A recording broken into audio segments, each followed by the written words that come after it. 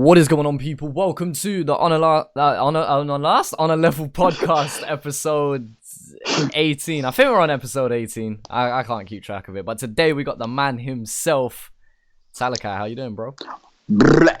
Good, bro. Good. Thanks for having me. Nah, no worries, man. It's a pleasure. It's we've spoken before. This isn't our first time speaking. We've been, as in not in a call or anything, but we've messaged before. Yeah. And had a chat about things and whatnot. And it's dope to see what you've been doing recently, to be fair, man. It looks like you've got big things coming up. Yeah, I've been fucking flat out, man. So I should hopefully have like a 4-track EP dropping in the next few weeks. Okay. You didn't drop your last EP not too long ago, right? Is it Heatwave? Oh, yeah, that was at the start of last year. See, I think that was dope to see, because you experiment with your sound. I actually like that. Like, yeah. you got like a dubstep influence in your sound as well. You got like a mix of all these like EDM genres kind of mixed in with your style. I try not to like stay on the same sound for too long. Like I kind of like want to do different stuff all the time.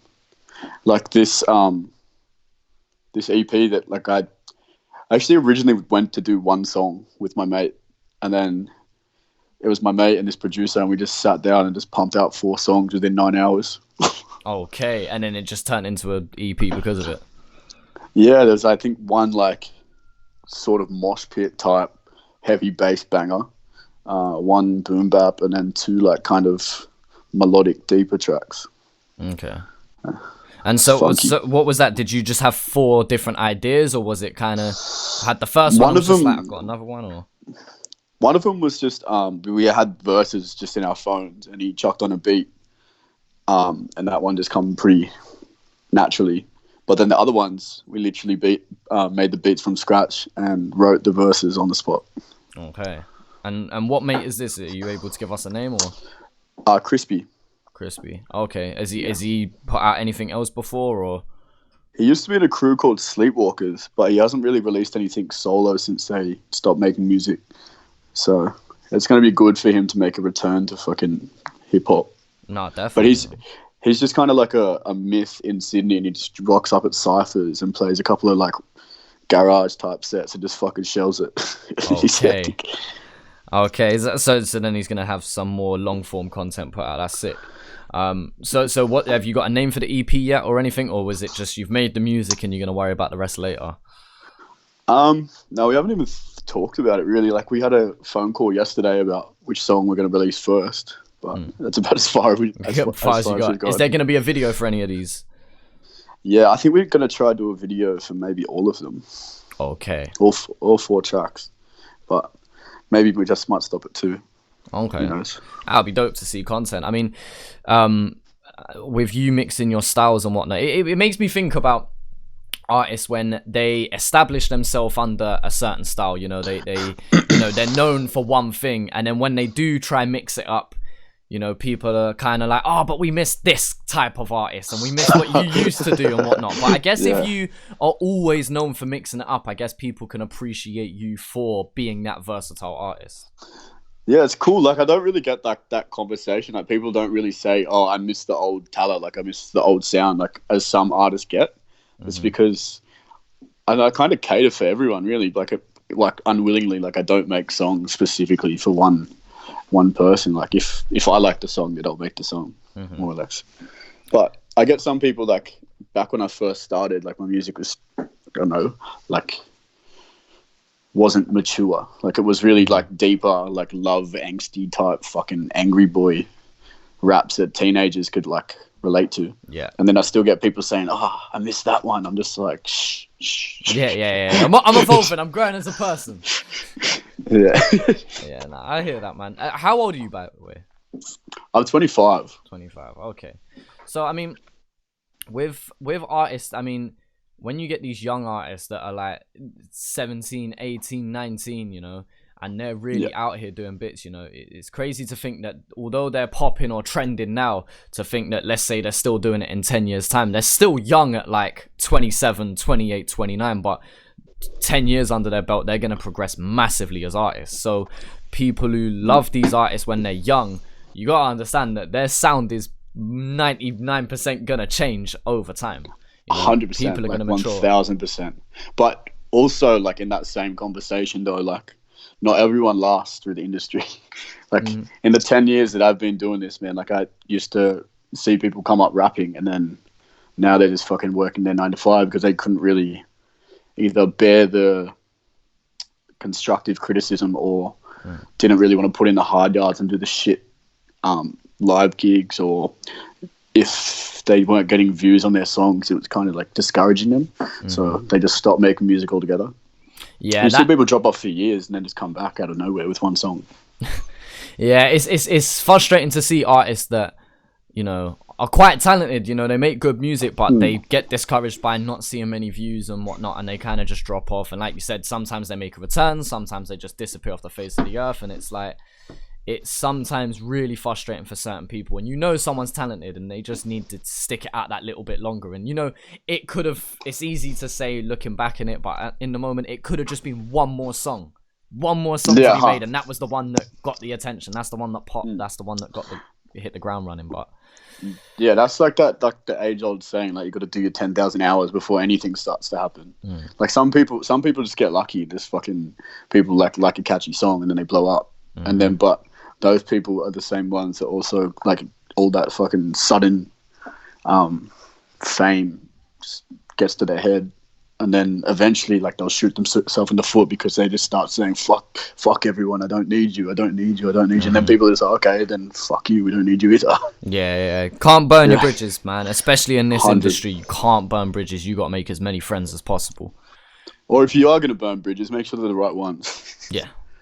And that's the thing. I think people burn too many and leave themselves stranded to the point where 100%. when they do need the help, and it's not just artists, this is like producers, this is engineers, this is A&Rs, people within the industry itself. Like there's so many different angles and whatnot, and I feel like it's more to the game than just knowing as many artists as you possibly can.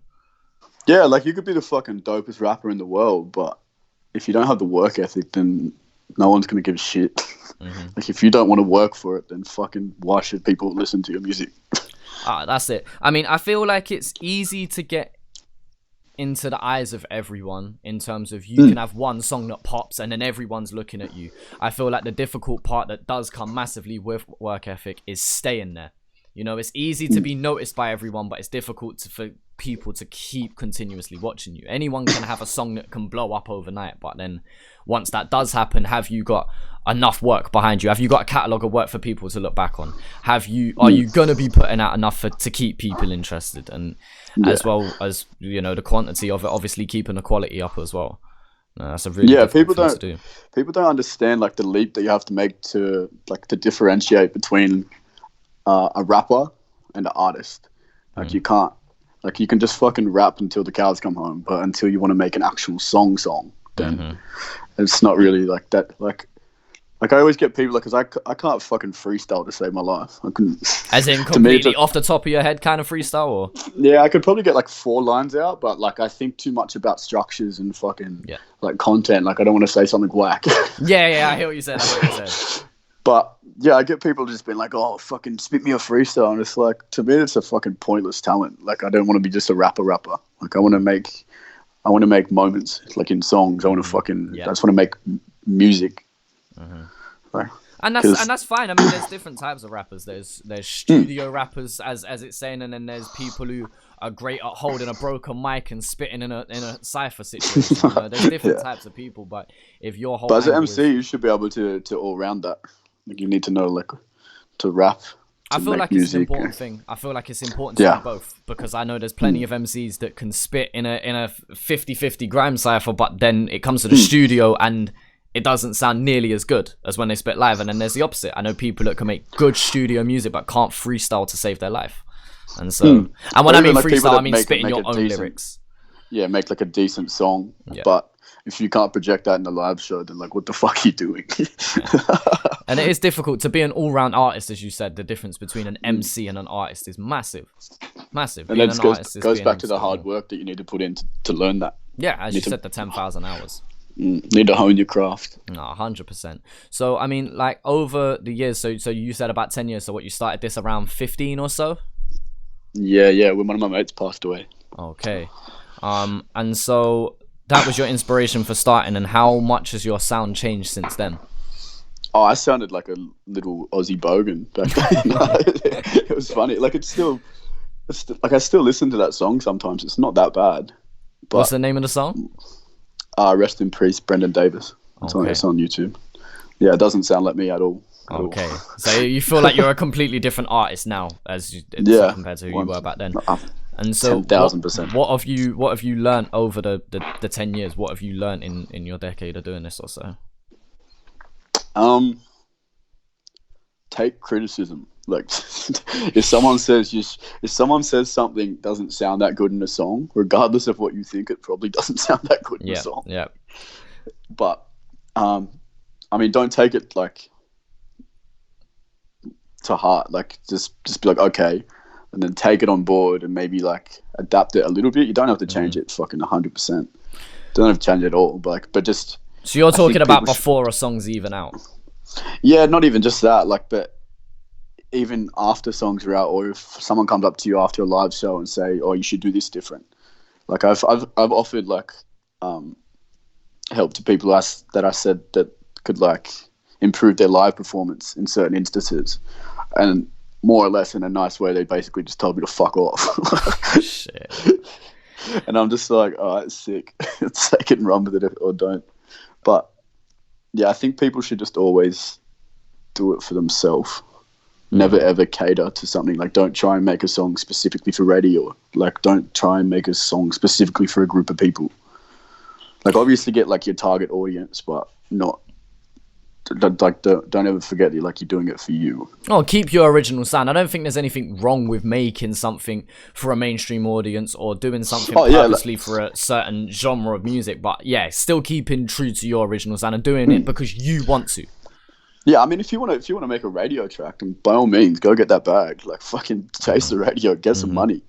But I mean, you shouldn't always do that. Otherwise, you're going to get disappointed when the radio knocks you back. So your whole thing about criticism, I feel like it's difficult because when you've got an artist that makes music, especially one that puts his heart and soul, or her heart and soul, into the music, when you put your everything into it, it's what you put your time and dedication into, and then someone turns around and says, it's shit.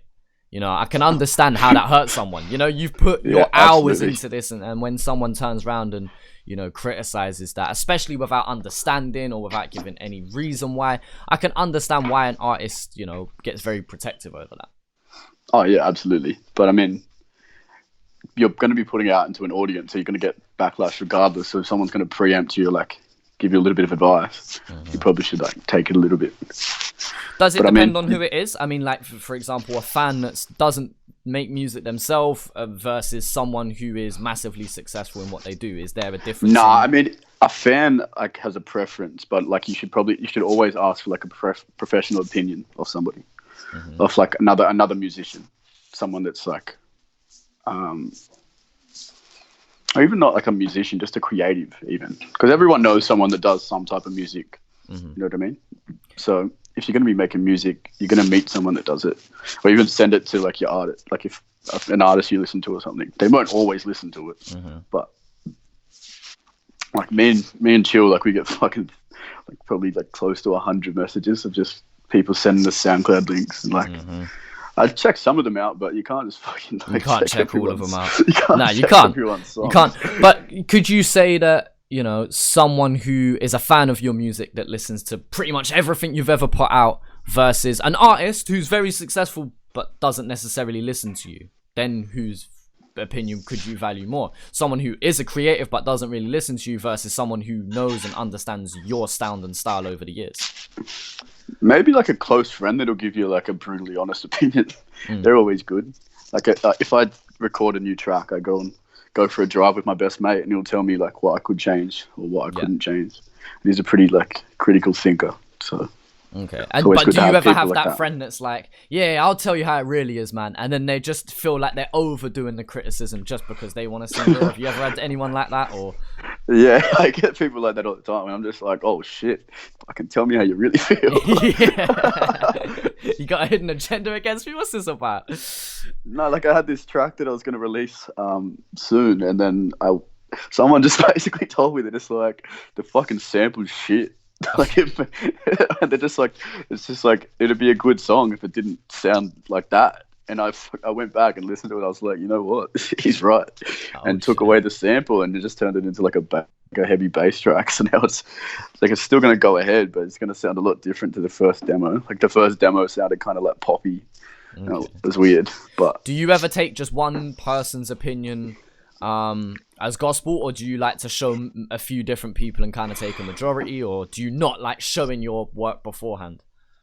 No, I like to show a couple of people, like, just to get opinions, because like I'll write something and like I'll be rapping it non-stop, so I'll get sick of doing it and sick of hearing it, and then I'll just be like, all right, I do need a different set of ears, so I'll ask for their opinion.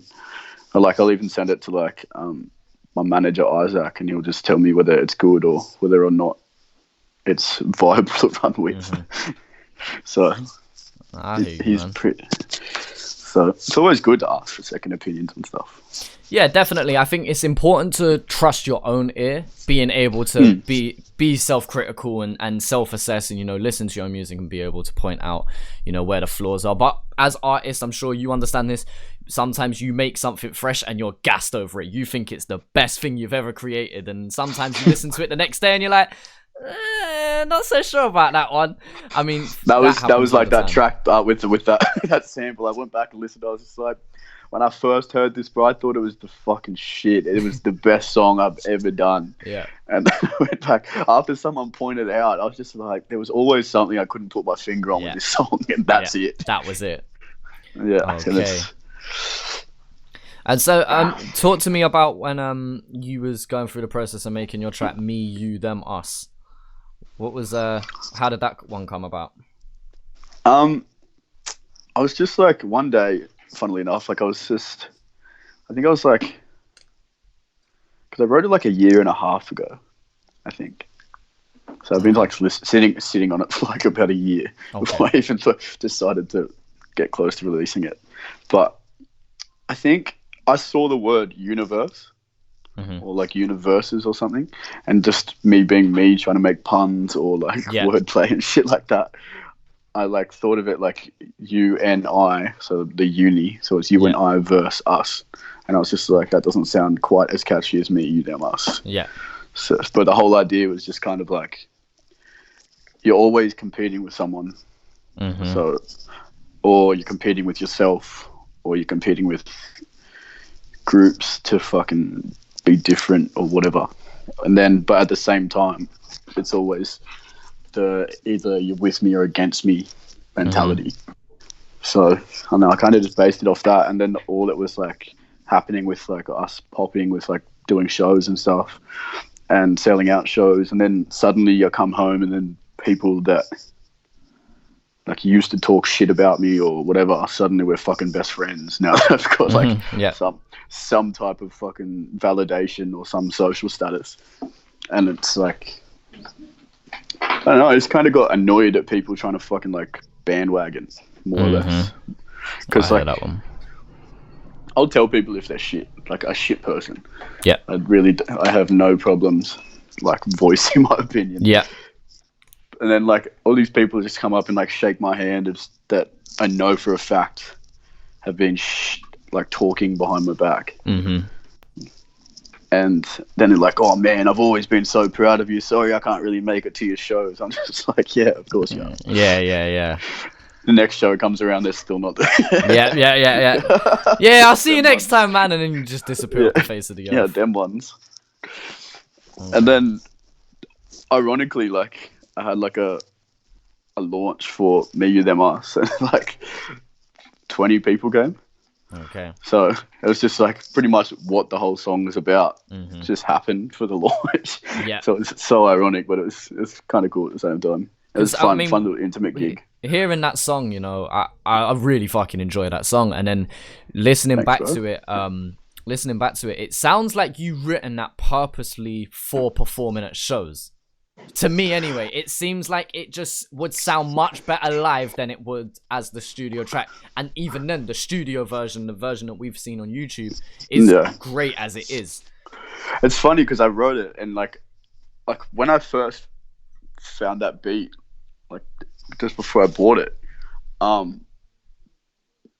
just heard the hook. Like I had the bit where it's like me. I've been playing everything, and I was just like kind of floating over it. I was like, oh, this is cool, kind of like a Rashad type. I think I was might have even like been semi-inspired by like that For the Squad song by Asai Rashad. Not too familiar with but good track, good tune. Okay. But I think, and then after I started to write more to the hook, I was just like, me, you, them. I just got myself heaps gassed up in my room. Yeah. I was like, oh, that's the one. Yeah, that's the moment. That's as you was talking about before, creating a moment. Yeah, and then like once the little bit goes silent just before it has like the little chant going into the chorus. Like when I did that and then started rapping again, I was like bouncing around. My dog's just kind of looking at me, just like, what the fuck is going on? Yeah. And in your head, it's just like the show is there, 10,000 people bouncing, like, yeah. And that's like with live shows, like I try and get people involved as much as I can anyway. So to have that song and get people to chant it. When I first ever played that track, nobody had heard it. I hadn't played it before. I was just like, fuck it, I'm going to play it tonight. Yeah. And then the entire crowd sung the whole like chorus. They were like just screaming it at me. I was just I looked at my DJ. I was like, that's the song. Yeah. I was like, that's the one. That's the live track. Well, definitely. I mean, it was so easy to catch on to. Me, you, them, us. That is just such a simple concept. And then even when you do the me, no. It's just, again, it's so easy to catch on to. And because of that, as you said, you performed it for the first time. And by the end of the track, people knew what it was. You know, and it's so easy to remember. And there's just so many elements about it, whether you intentionally made it like that or not, that just works for a live audience. Yeah, and like when I do it live as well, my DJ liked the instrumental so much that he like practices his cuts over it. Okay. Over that instrumental. He's just like, man, it's like I cut my best over this beat. And then when I play it live after the second chorus, he just loops it for like a 16 and just cuts for 16, and then we go back into the chorus again. So it's a little bit of an extended version live. Okay. It's crazy. Yeah, man. And so have you had any other songs like that where have you ever written a song purposefully thinking, you know what, when this is at a show, this is going to go off? Have you ever written anything for a specific time or specific place? Or do you just make music and that's just how it turns out? I think when I was writing Shut It Down, that one, in my head, I'm just like, this would sound really cool live. And then... sure enough, there's mosh pits. Yeah, just how it happens. Yeah, there's going to be one off this EP that's coming. It's like one of the more melodic kind of Drake sounding tracks, and it's just got the catchiest hook, which ironically, like, it's just a bar that I said at the end of my verse, and then my mate just loved it that much that he just like started repeating it in this little silent bit, and then we just like went, I was just like, that's it, that's the hook. And that's just became the name of the song as well. Sometimes that's how it works. I mean, I've done that before where I've written a verse and then I'm like, you know what, that first 8 bar, that first 4 bar, that little bit there, that's gonna just become the hook. Vice versa, I've written hooks and I'm like, it's not as catchy as I'd like it to be, and that starts off the verse. You know, I feel like that's an important thing, to just let your music take its own journey in some ways as you're creating it, you know, whatever works best for the song, instead of forcing something to happen. Yeah, it's funny, like that that Boundaries track that I have with Chill, that chorus was literally the start of a verse that I wrote. and like me and Chill like wrote that within like 10 minutes, I think.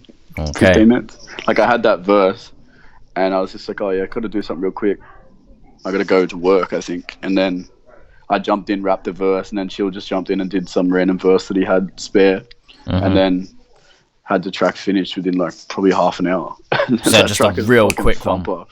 Yeah, that just came together. But then I didn't realize that the hook was just. I started rapping that verse over the beat, and I was like, oh, this can just be the hook. So I'm just going to stop it here and just run it there.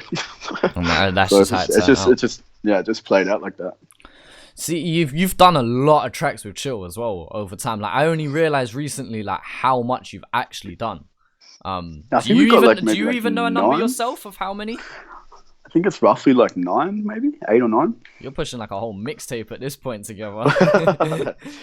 It's funny because that Oz to UK track that he did with Kamikaze, he rapped that verse for that, but a little bit of it, like it's got a bit more in it. And then I did a different verse. So there's like an unreleased version of Oz to UK, but it wasn't. And then he just ended up doing that verse with Kama on a different beat. Okay. So there's another little hidden track that no one might get to hear. Unreleased. I say if we had all these unreleased ones, we'd definitely be having multiple mixtapes at this point. Yeah, I think we're gonna work on some more stuff once he gets back from Europe. Yeah. So are you gonna try to link up with him while he's in the UK? Yeah. I mean, I'm guessing so. I mean, when he answers his DMs, I know he's a busy man. So when he finally answers his DMs, then of course. But he's got about, I don't know, like another week and a half left of bendering before you could probably talk to him. Yeah. I know he's out in Dam at the moment, so I know he's probably high as shit right now. No, he's in Ibiza at the moment. Oh, is it? That's it. And then he goes Dam after, I think. I don't know. No, he just went to Amsterdam last week. I think he goes to Thailand next. Ah, right. I can't keep up with it. I'll be real. You know what? He's one of those people, I only click on his story here and there because normally it's like 10 minutes long and I just don't have time for that shit. Religiously lately I watch it because it's been fucking hilarious. It's just been so on it. I see clips when he was at, was it in Germany? Yeah. I've just seen clips of that and I was just like, okay, you do you, big man. Like, it's funny, like one of my really good friends was over there and he's like, oh, yo, link me up with your matey. I'm just like, oh, there's gonna be like 30,000 people there, bro. Like if you find him, you find him. I think barely checking. But sure enough, like the next day, like the first day of Tomorrowland, he sends me a video of them sitting with each other on the hill having vodka. I was like, how the fuck did you find each other? Yeah. I was just like, 30,000, and they spent the next 3 days just getting loose together. Oh, quality, man. I was just like, how the fuck did you find him out of that many people? Just wading through the crowd, just like, where the fuck is Chill? Yeah, he's on a mission. That's it. So how did you and Chill start working together? What's like the first track you made? How did that all come about? Get Bodied was the first track that we made together. And funnily enough, Chill, I'd never met him before, but he just tuned into one of my, like I live streamed a couple of live sets once, and he tuned in and then he sent me a message. He's like, oh, yo, I didn't know you could rap like that. We should link up for a track. I'm going to Body Bag this weekend. I'm just like, all right, cool. So he gave me like 2 days notice. Right. He's like, get a couple of verses together. And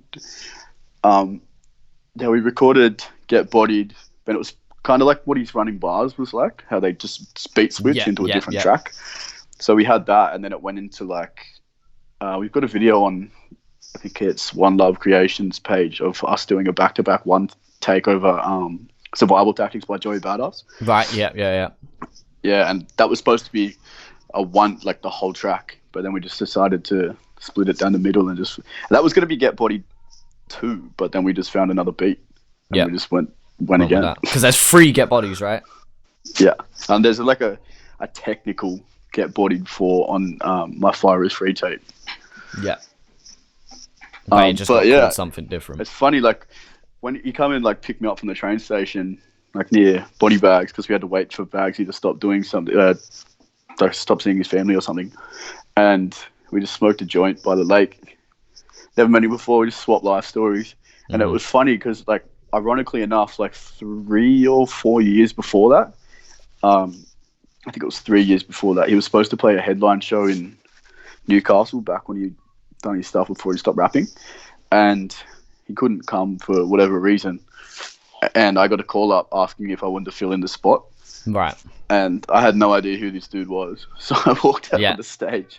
This room was like pretty packed. And I walked down the stage. I'm just like, yo, what's up? I'm chilling it. And then everyone's like, yeah. I was like, no, not really. Sorry to disappoint you.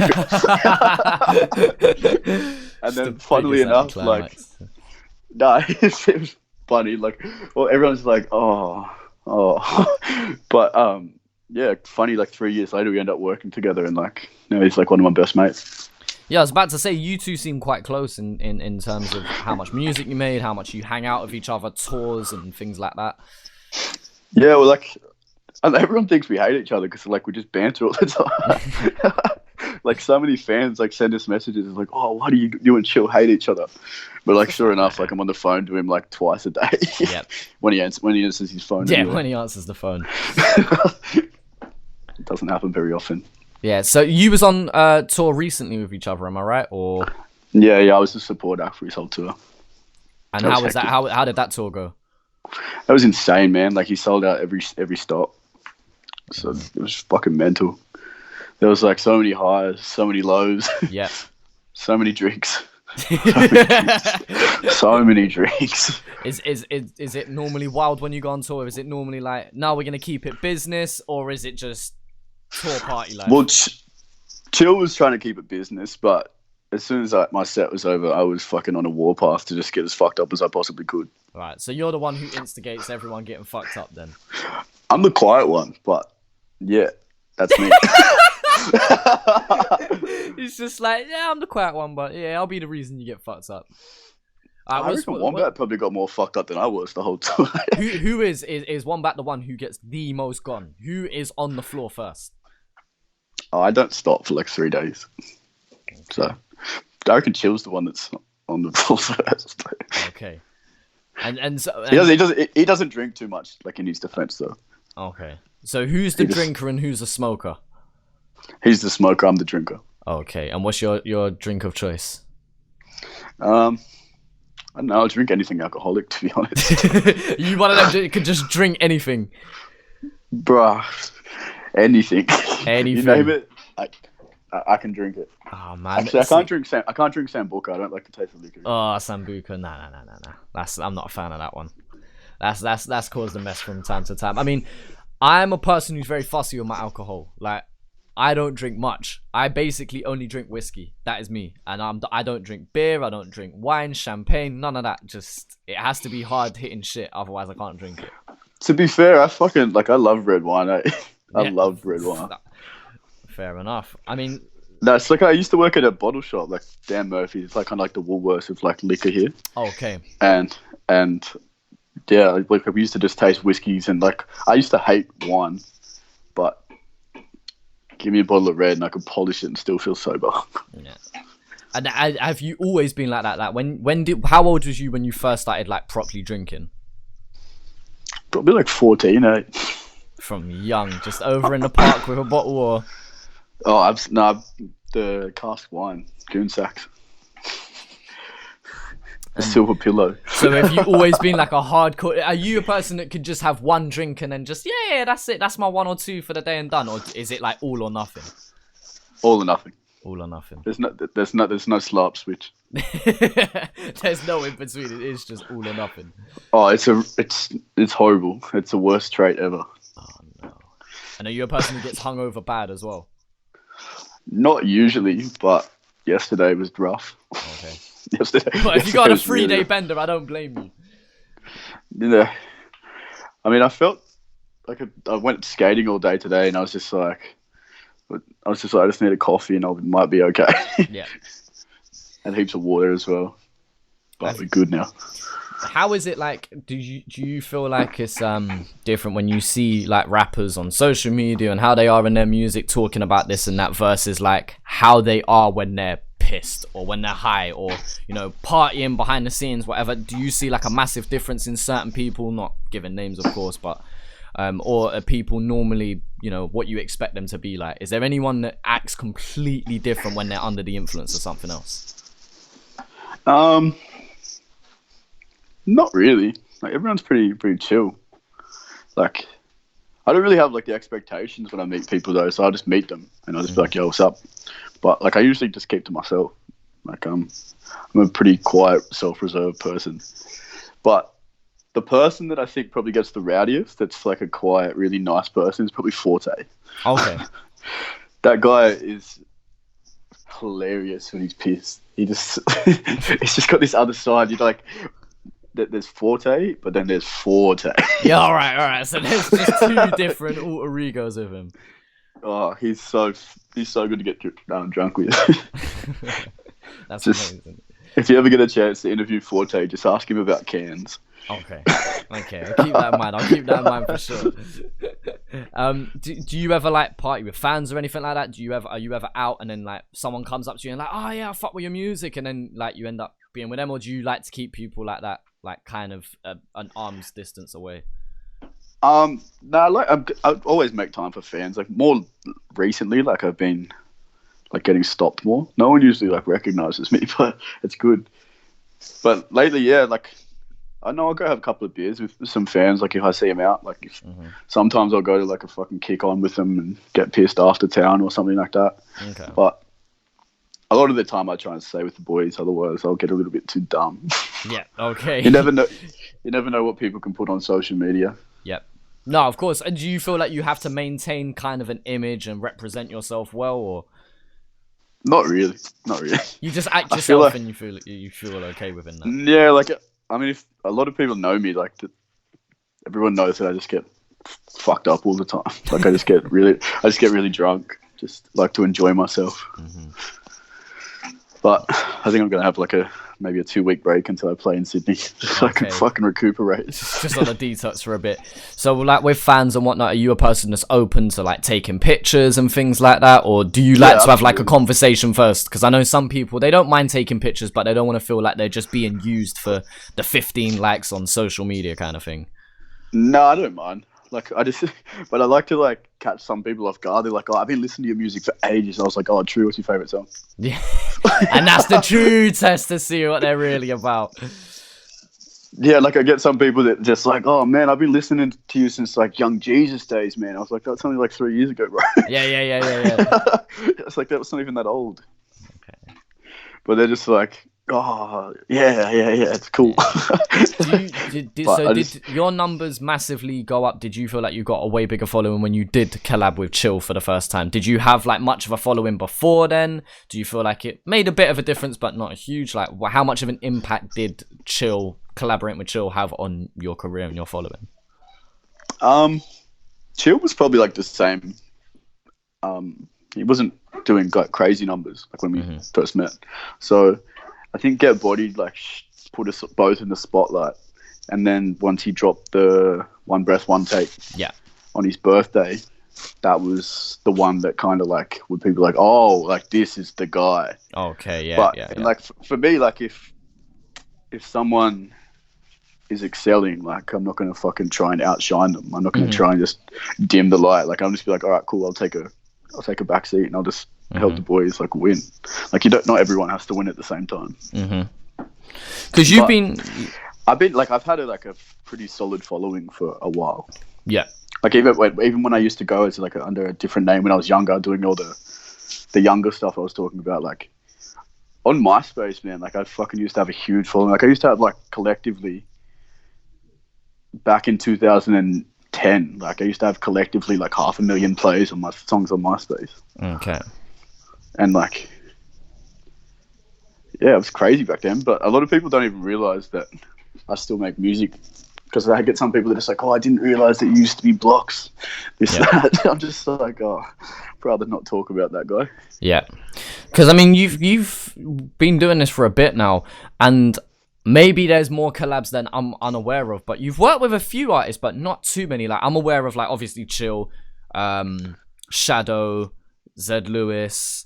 I know you've done a couple feature tracks for other artists and whatnot, but you've not worked with like a ton of artists, bar like obviously cyphers or freestyles here and there. Am I right in saying that? Yeah. I got a couple more coming this year. Okay. I got a lot that I need to record. Just at the moment, like my mates just where I usually record is just busy, so our schedules don't really mix. Okay. So, are you a person that likes to collab with people, or are you more picky about it? You don't want to be that feature artist person, you know? I pretty much got that name just from doing the tracks with Chill. Everyone's like, "Oh, you're the guy that featured with Chill." That there was at one point, like that track, "The Town" that we have. Yeah. People didn't even realize that I rapped in that song. They thought it was just Chill. Like people go up to Chill, they're just like, "Oh man, I love your song, "The Town." And he's like, I can only have a 16 in that. It's pretty much talent. Yeah. But I don't know. I don't really take that kind of stuff to heart. Like, Okay. if people listen to my music, people listen to my music. If they don't, then they will one day. Because I mean, majority of when I think of you, obviously, a majority of the songs I think of are your solo independent songs, not featuring any other artists, which I think is a good thing, because that way you're known for what you have created rather than being famously known for that one feature verse or because of this one track that blew up on the other artist, which is okay. There's nothing wrong with that. Also, you know, getting 100%. That exposure and having that feature to boost your fan base and boost your numbers. But when you're only known for your features, I feel like that's when it becomes a little bit of a problem. I feel like you should be known for your own original tracks. Yeah, 100%. But I mean, if people like the features, people like the features. They might not like the... Because when I do the solo stuff, like... I know it's more conscious. Like, it's more... I write sometimes purely just because... Like, I don't feel too well or something like that. Like, sometimes I just write for myself. Like, rather than just... I don't want to just put out fucking, like, some, like... 808 grime track just because sometimes I just want to speak. Like I got my own EP maybe dropping either later this year or early next year, and it's maybe gonna have like 1 or 2 bangers, but the rest is just gonna be like I just had some stuff to vent. Okay. So it's gonna be a different again to what I've released in the past. Because you like dropping a 4-track EP. I've realised this. You love a 4-track EP. Are we ever going to see like an album from you or a mixtape? Yeah, well, that's what this is. It's going to be... But I want to... Like, I'm going to drop it as an EP because, like, the way I think of, like, releasing music is I want to save the album for the one. Like, you know what I mean? Like, it's going to be something special. So, because to have, like, a debut album... It's like different to have a debut EP or something like that. Like, I want to save the top. Just generally speaking, I want to save the title album for something that's a whole body of work that I can be like, yeah, that's going to be the album. Like, this stuff's going to be like, it's the EP, but it's still going to be like to the quality I need it to be. So, like, if I got stuff where some of the beats might be jacked or something, I'll just release it as a mixtape. Yeah. And then some of the tracks I'll release as an EP. And then, yeah, I'm saving the good. Because I know that, like, I'm not even anywhere close to being at my best writing yet. Okay. You feel like you've got a lot more to offer and a lot more space to grow into? 100%, yeah. Because I'm still learning every day and I still want to, like, explore certain things musically. Like, I want to do a couple of other different sounds and stuff like that.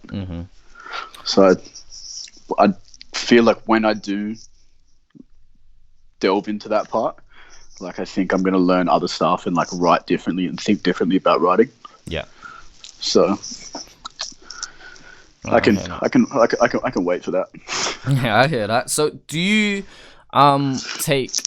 produce any of your own stuff or get people to personally produce for you, or do you just YouTube beats all the way kind of thing? More recently I've been getting people to produce. Yeah. But in the past I've just been buying beats or getting like the free lease ones. Yeah. Stuff like that. Or like a couple of producers will just send me like beat packs. I pick which ones I want and then buy the beat off them that way. Yeah. I hear that. So, I mean, have you ever had an issue with like leases or copyright issues, you know, thinking that you can put something out and then another artist has taken this beat and has claimed it with a YouTube ID or anything like that? Have you ever had issues like that? Yeah, someone has done it recently to Brokest Rapper Alive. And I keep getting emails off YouTube that it's copyrighted, but it's a free beat. Like, it was a free lease beat, and this person's just going around copywriting like the other 3 people that have the beats. Yeah, and he's like, I don't know, like his song only has like fucking 20 views or something, or 300 views. I'm just like, those views are just those views are just this guy copywriting. We have to go look at the song that we're apparently copying. Yeah, and I get the same thing. I mean, I've got an album that's going to be dropping soon, and when I was uploading the songs to YouTube just to double check if they were copyrighted, or just the beats alone to see if they were copyrighted, it was like 3 of them were, and it was like, all right, let's check this out then. And you go and click on it, and it's like a song that has like 15 views in a different language, and it's like, what the fuck? It's like, I've paid for this lease, and now what, you're telling me I can't put it out for profit because of someone's claimed it? It gets a bit weird and messy when people start claiming for things that they shouldn't really be. Yeah, one of my friends put out he's got a pretty big track coming out soon, and then someone sent me a link the other day that this guy from like the same area just put out a song over the same beat, and it's not even out yet. I was just like, ooh. But like, I'm pretty sure my mates like bought the beat outright, so I don't know this dude must have got it like before it like got taken down. And now he's just already released it as like a full Spotify thing with a fucking video clip and everything.